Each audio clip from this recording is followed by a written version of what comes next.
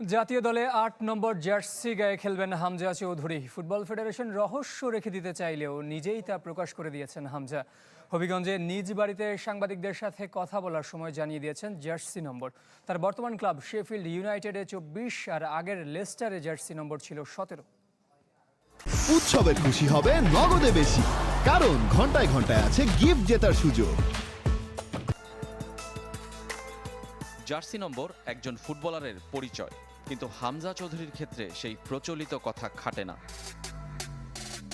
কেননা ২ থেকে ৫০ ১৫টি সংখ্যা নিজের করে নিয়ে নেমেছিলেন হামজা।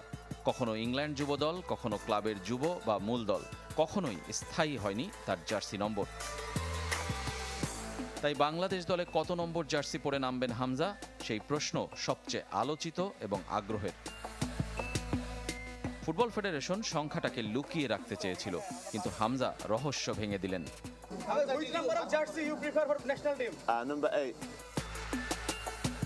লেস্টার সিটির অনূর্ধ্ব ২১ দলে প্রথম ১৪ নম্বর জার্সিতে অভিষেক হয়েছিল হামজার। তারপর সেই ক্লাবেই ৪, ৭, ১২, ৫০ নম্বর জার্সি গায়ে তুলেছেন।